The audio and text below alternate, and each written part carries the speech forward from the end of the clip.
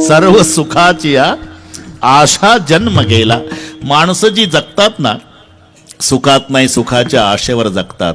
Chairman साहेब, मानलं तरी सुख वाढत नाही, सारखंही राहत नाही, उलट कमी होतं. माझ्यापेक्षा तुम्हाला चांगलं माहिती आहे, फक्त तुम्ही सांगत नाही. आणि आमचं सांगणं तुमचं पाहू पाहूच असतं. तारुण्यामध्ये पती पत्नी जेवढ्या प्रेमानं एकमेकाकडे पाहतात तेवढ्या प्रेमानं म्हातारपणात पाहत नसतात. पहिली गोष्ट पाहतच नसतात. चुकून जर एखाद्या दिवशी पाहिलं तर असे पाहतात का दोघाचं 7 जन्माचं वैर. म्हातारीचे लाल डोळे न म्हाताऱ्याचे लाल डोळे. बरं का काका, दोघाच्या मध्ये जर थांबलं तर मधलंच पेटल. एवढी रागीट दृष्टी. एका बांधावर गवत कापतात दोघही तरी दिवसभर बोलत नसतात. इतकं बिघडतं. लग्न झालं म्हणजे 2 वर्ष पती बोलतो आणि पत्नी ऐकते. नंतरचे 2 वर्ष पत्नी बोलते आणि पती ऐकतो. तिथून पुढचे सगळे वर्षे दोघही बोलतात, पूर्ण गाव ऐकतं. इतकं बिघडत बिघडत जातं प्रपंचामध्ये. हे नसल पटत तर सिनेमाचं कितीही चांगलं गाणं निघू द्या डॉक्टर साहेब, कितीही चांगलं, तरी 6 महिन्यात, वर्षात, 2 वर्षात त्या गाण्याचा कंटाळा येतो. आला. अशिक्षित आजी सुशिक्षित नातवावर रागावते. गोविंदा, काय आजी पागल झाला का डोक्यात फरक झाला तुझ्या? उठला सुटला झिंगझिंग झिंगाट झिंगझिंग झिंगाट. दुसरं म्हणणं म्हणजे आला ना कंटाळा वर्षात 2 वर्षात. पण माझा जाहीर प्रश्न आहे, इथे सगळे माझे वारकरी आहे. 700 वर्षे झाले दररोज आमचा वारकरी सकाळी उठला की विना गळ्यात घेऊन रूप पाहता लोचणी. 700 वर्षापासून तरी आनंद कमी नाही, वाढत चालला. तुम्ही पहा, एका विषयामध्ये एकच इंद्रिय तात्पुरतं सुखी करण्याची क्षमता आहे. रूप असेल फक्त डोळ्याला सुख आहे, कानाला नाही. गायन असेल तर फक्त कानाला सुख आहे, नाकाला नाही. सुगंध असेल तर फक्त नाकाला सुख आहे, जिभेला नाही. जिलेबी असेल तर फक्त जिभेला सुख आहे, त्वचेला नाही. एका विषयामध्ये एक इंद्रिय तात्पुरतं सुखी करण्याची क्षमता आहे. पण सर्व इंद्रियाला एका वेळी सुखी करणारा परमेश्वर आहे. तुम्ही पहा प्रमाण. डोळे तुम्ही घ्या रे सुख, पहा विठोबाचे मुख, डोळ्याला सुख. तुम्ही ऐका रे कान, माझ्या विठोबाचे गुण, कानाला सुख. घे घे माझे वाचे. तुकोबाराच्या चेहऱ्याकडे बघावं तर सार्वभौम राजाला लाजेल एवढा आनंद. आणि नुसता आनंद नाही तर समाज प्रबोधन करतानाही म्हणायचे, तुका म्हणे खातो आनंदाचे लाडून नका चरफडू घ्या रे तुम्ही. श्रोते विचार करायचे, एवढी संपत्ती आपल्याकडे आहे पण या बाबाच्या चेहऱ्यावर जो आनंद आहे तो आपल्याकडे नाही. आणि तो तर आनंदाचे लाडू खातो म्हणतोय, तुम्ही घ्या म्हणताय. घरचा गडगंज श्रीमंत असावा डागाजी. काही लोक चौकशीला गेले देहूला, वेळ कमी असल्यानं लगेच गेले. तुकाराम महाराजचं घर विचारतात देहू गावात गेल्यानंतर. का इथे संत तुकाराम महाराज का तुम्ही केलं का वाटोळे प्रपंचातून लागला त्या बाबाच्या नादी? तुम्हाला माहिती आहे ना त्या गावात त्या महात्म्याला किती किंमत. आता कोणती दिंडी निघू द्या राव महाराष्ट्रभर, 2 संतांचं नाव असते, ज्ञानबा तुकाराम. संध्याकाळी गुलाबजाम. खरी गोष्ट आहे की नाही? अरे ज्ञानबा तुकाराम म्हणणाऱ्याला 2019 मध्ये गुलाबजाम आहे, त्यांना मांडे भाजायला खापर नाही मिळालं. पुढे जा पुढे. ज्याच्या दारापुढे वृंदावन तुळशीचं असेल ना ते तुकोबारायचं घर. हे सहजासहजी वैष्णवाच्या घराचं लक्षण सांगितलेलं आहे. जयाचे द्वारी सोन्याचा पिंपळ नाही. मला माहिती तुम्ही तेच म्हणणार आहे. आपल्या घरापुढे अंगणात बसलेले, घोंगडीवर भजन चाललेलं, आनंद तोच चेहऱ्यावर. पण घराकडे बघितलं तर घर चंद्रमोळी. कारण आपल्याला वाटलं होतं बाबा घरचा गडगंज श्रीमंत असावा आणि त्याच्यामुळे एवढा आनंदी असावा, तर घर चंद्रमोळी. दुसऱ्यानं राहू दे भाऊ, आता ते त्याच्यातच जाईल आपले 2 तास. जसं आहे तसं वाजत जा. काय तिकडेच लक्ष जाते. विठ्ठल विठ्ठल.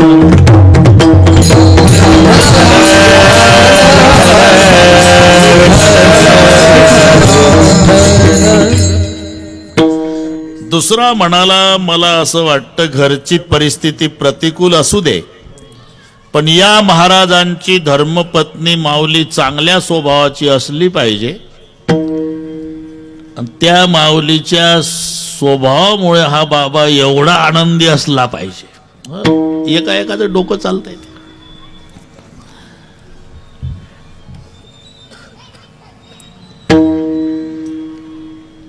आम्ही तुमची कीर्तनं ऐकली महाराज, चेहऱ्यावरचा आनंद पाहून वाटायचं घरचे श्रीमंत असावेत, पण आता घर मोडकं दिसतंय. पण असं वाटलं की तुमची मंडळी चांगल्या स्वभाव.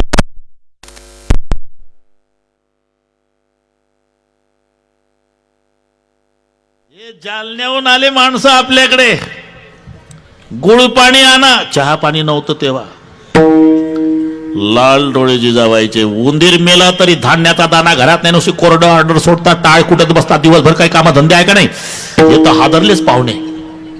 का रे, आपल्याला वाटलं होतं माऊली चांगल्या स्वभावाची असेल, त्याच्यामुळे हा बाबा एवढा आनंदी असेल. तिथं कडाडली. तिसरा म्हणला, मग का रे, घरची परिस्थिती प्रतिकूल असताना आणि आपल्या दृष्टीनं माऊली अनुकूल नसताना तुकोबाराच्या चेहऱ्यावर सार्वभौम राजाला लाजवेल एवढा आनंद होण्याचं कारण काय? म्हणले, आता कशाला एकच तास राहिला, सरळ बाबालाच विचारू. महाराज, तुमची कीर्तनं ऐकल्यावर चेहरा बघून वाटायचं घरचे गडगंज श्रीमंत असावे, म्हणून एवढे आनंदी असावे. पण हे बघितलं घर मोडकाय तरी आनंद तेवढाच. पुन्हा वाटलं की पत्नी चांगल्या स्वभावाची असेल. आमच्या समोरच विजयसारखी कडाडली. मग आमच्या दृष्टीनं पत्नी प्रतिकूल असताना, तुमची घरची परिस्थिती अनुकूल नसताना सुद्धा तुमच्या चेहऱ्यावर सार्वभौम राजाला लाजून एवढा आनंद होण्याचं कारण काय?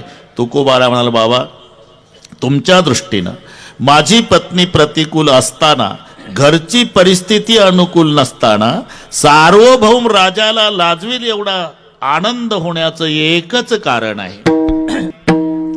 आता इथं जर अभंग असा लिहिला असता, उजळले भाग्यात अवघी चिंता पळाली.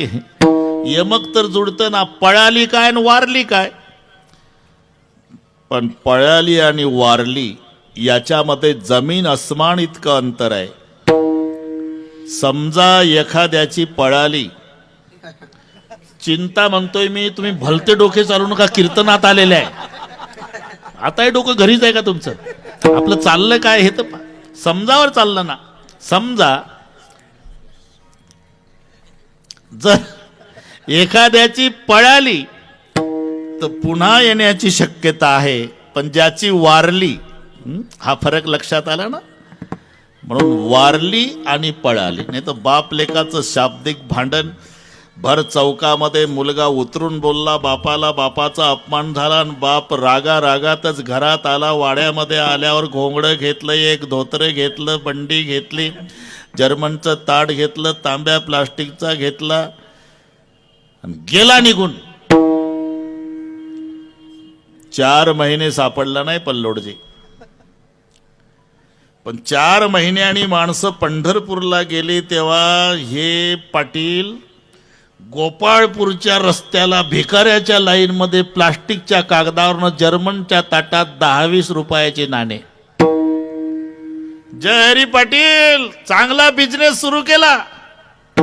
अरे 4 महिने रडतय तुमचं पोर. तुमचंच पोर बोललं काय, लोकांचे बोलले, तुम्ही नाही सहन करा काय? गावातले म्हातारे सहन करतील? चला गावला. चला म्हटलं की उठलंच, ते तयारीतच होतं. कोण चला म्हणतं कधी घर गाठतो.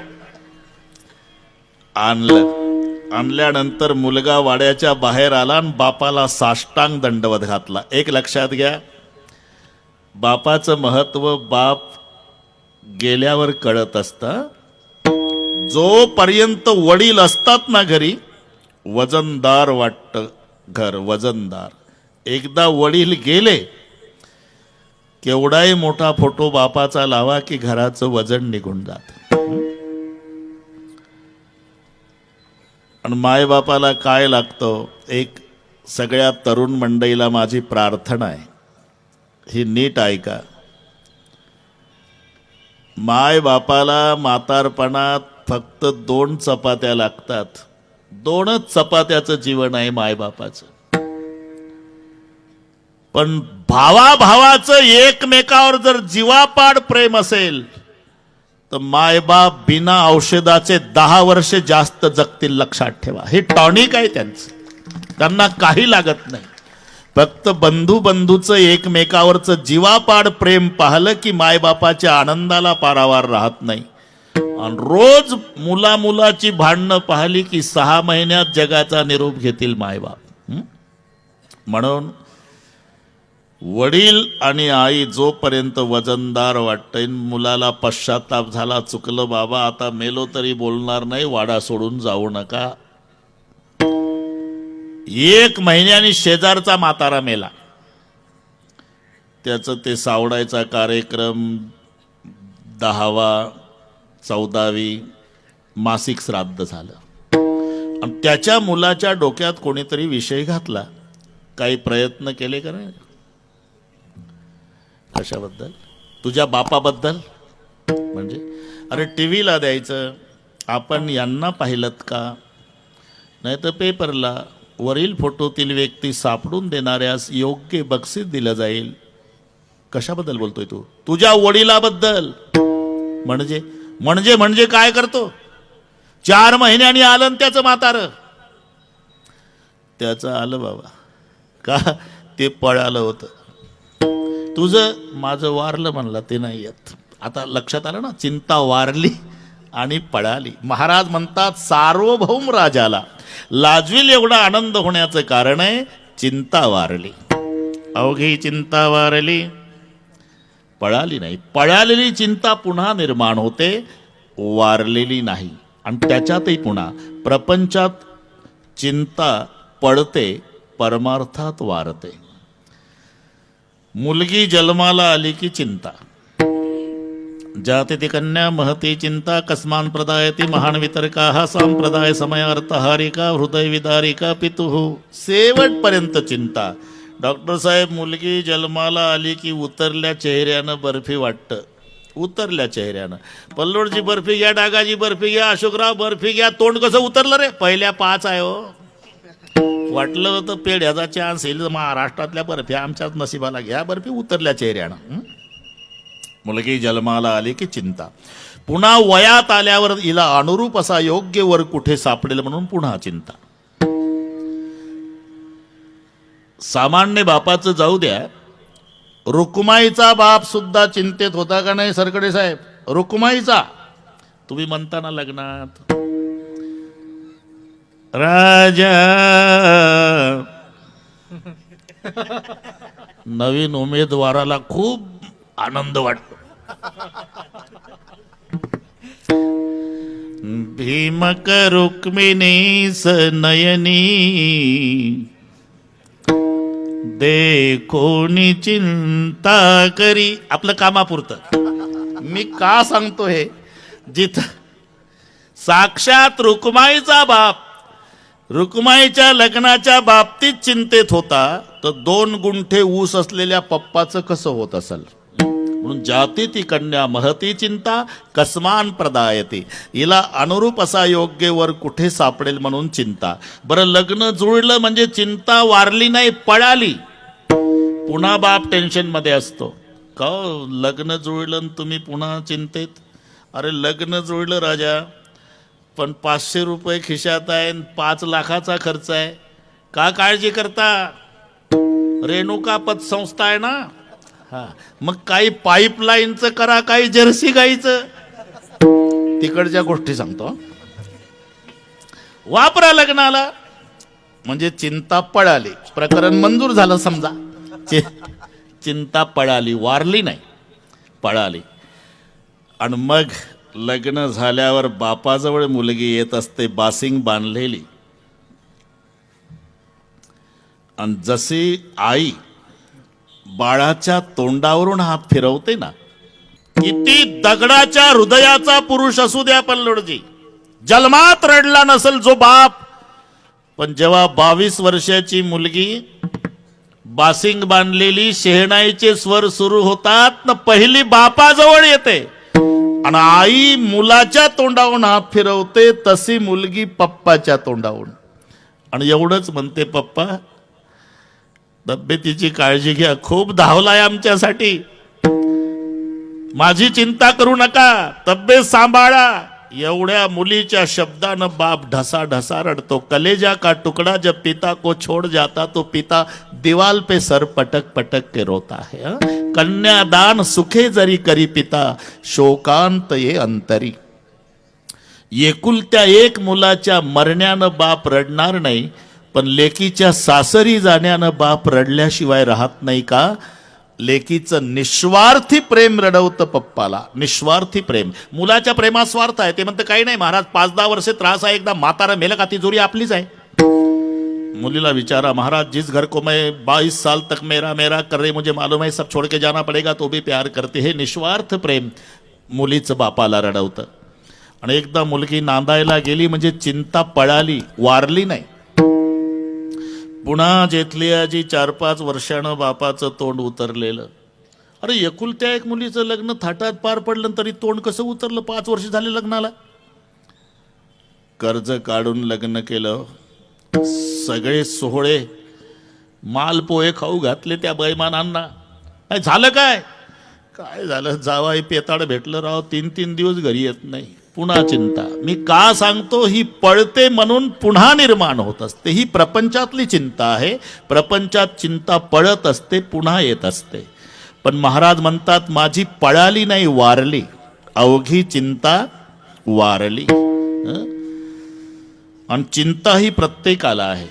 चिता आणि चिंता यामध्ये एका अनुस्वाराचा फरक आहे. चिता चिंता समख्याता बिंदू मात्र विशेषता निर्जीवम दहेते, चितान सजीवम दहेते चिंता.